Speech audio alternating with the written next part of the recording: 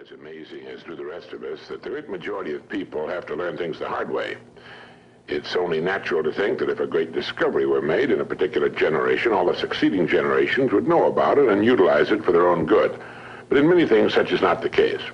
It's true with inventions and discoveries which obviously affect our lives, but it frequently is not true when it comes to the great laws which determine the direction of our individual destinies. One time, a group of laborers was hired to work on a farm. These people came from a very small, remote village where motor vehicles were still very scarce. They were enjoying a new experience of being transported on the back of a truck when they came to the place where they thought they were supposed to get off. Well, without giving it a thought, apparently, they simply stepped off the back of the speeding truck. Now, fortunately, they fell on a soft dirt road, not a paved highway, but even then, the results of their unconventional method of disembarking were, to say the least, surprising. They went bounding, spinning, sliding, and cartwheeling along the dusty road for quite a distance before gravity and friction, working together, finally brought them to an astounded halt. Well, none was seriously injured. In fact, by the time the terrified driver got back to them, they were laughing uproariously about the whole thing. The truck driver, in explaining the incident later, put the blame on their never having ridden in trucks before. Well, that's the obvious answer, but not the right one.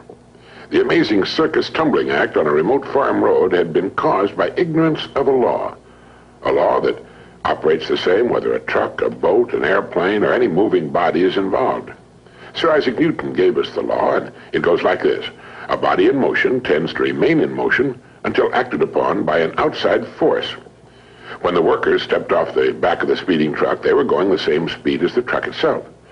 The outside force was gravity, which pulled them down to the road, still traveling at the same speed. And, well, you get the idea. They had been hurt, confused, frightened, and turned upside down because of their ignorance of a law of physics. They might have been killed. Now, all over the world, there are millions of people who are being hurt, confused, frightened, and whose lives are turned upside down because they don't understand the principal law on which everything in the universe operates, the law of cause and effect. This law has been written thousands of times by the greatest minds the world has produced, and as a result has appeared in many forms. For our purposes, it might best be put this way. Our rewards in life will always match our service. It's another way of saying, as ye sow, so shall ye reap. And it's been written in many ways, in every language on earth. I like to think of this law in the form of a giant apothecary scale. One of the bowls is marked service, and the other is marked rewards. Now, whatever we put into the bowl marked service, the world will match in the bowl marked rewards. If any person alive is discontented with his rewards, he should examine his service. Action, reaction. As ye sow, so shall ye reap.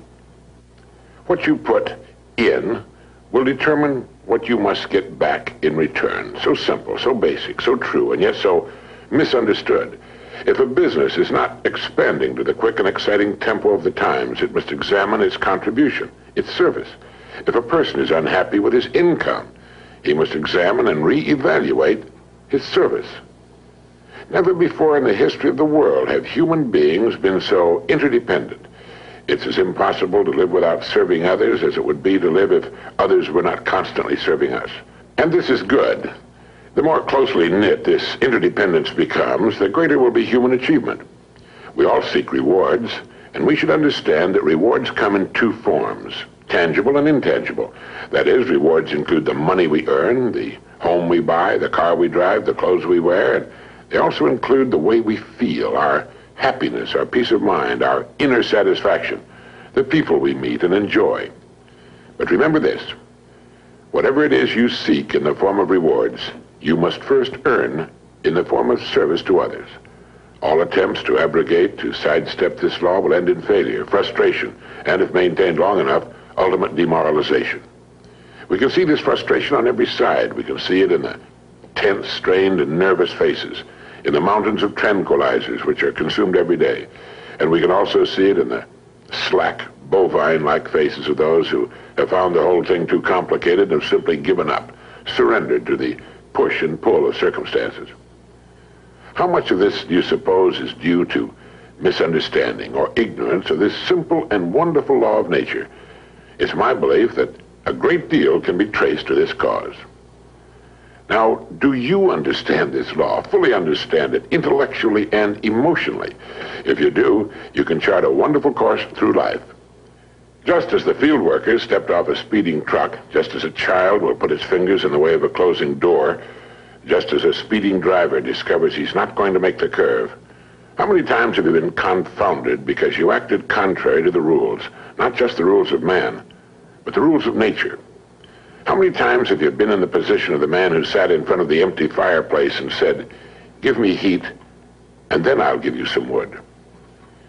People seem to be divided into those who understand that the wood must be put in before they can expect warmth, and those who feel they should get warmth whether they put anything in or not, or who feel they should get maximum heat from too small a supply of wood. A man's discontent can be said to be represented by the distance between what he has and what he wants. Once he's achieved that which he wants, the odds are good that he'll want still more, for that's the way of people, and that's good. That's a healthy sign. Constructive discontent is what gives us our continuing upward spiral of civilization. So do this if you haven't already. Determine what it is you want. Look objectively at the place in which you now find yourself. Consider the distance separating you from your goal, and determine ways of increasing your service so you will build a bridge across it. This puts thinking and creative activity into living. It also assures us that our goals can be achieved by individual effort. A person's world can be compared to a plot of ground. It exists, it's there. It has inherent within itself an amazing potential, and it's prepared to react to man's every action. In fact, it must. Now, whatever your job happens to be, think of it for a moment as this plot of ground. Planting the plot is only the first step. We are given the plot, and that's all we should be given. It's what we do with it that will determine its degree of greatness and success. It's like the story of the preacher who was driving by a beautiful farm. The fields were cultivated and abundant, with well cared for crops. The fences, house and barns were clean, neat, and freshly painted. A row of fine trees led from the road to the house, where there were shaded lawns and flower beds. It was a beautiful sight to behold. So when the farmer working in the field got to the end of a row near the road, the preacher hailed him and said, "God has blessed you with a beautiful farm." The farmer stopped and thought a moment and replied, "Yes, he has, and I'm grateful. But you should have seen this place when he had it all to himself." You see, the farmer understood that he had been blessed with a fine farm, but he was also aware that it was his own love and labor which had brought it to its present state. In thinking of ways of increasing your service, read books on your specialty. Read what others have found to work well for them. But at the same time, think of original and creative ways of increasing your service, ways that are unique with you and the way you are. Each morning and during the day, ask yourself this question: how can I increase my service today, knowing that my rewards in life must be in exact proportion to my service? Now do this every day, and you will have started to form one of life's most valuable habits. Horace Mann wrote, "If any man seeks for greatness, let him forget greatness and ask for truth, and he'll find both." You see, you can cut away all the confusion and complications and nagging worries and vague, half-formed fears by returning to the great truth, the great laws, the great verities on which all success, all accomplishment, the whole world is built. If you're worried about your income or your future, you're concentrating on the wrong end of the scale. Look at the other end. Concern yourself only with increasing your service, with becoming great where you are, and your income and your future will take care of themselves. In William James' essay on vital reserves, he wrote, "Compared with what we ought to be, we're only half awake. Our fires are damped, our drafts are checked. We're making use of only a small part of our possible mental and physical resources." Stating the thing broadly, he went on, "The human individual thus lives usually far within his limits. He possesses powers of various sorts which he habitually fails to use. He energizes below his maximum, and he behaves below his optimum." All right, how can we correct the situation? William James gave us the answer. He wrote, either some unusual stimulus fills them with emotional excitement, or some unusual idea of necessity induces them to make an extra effort of will.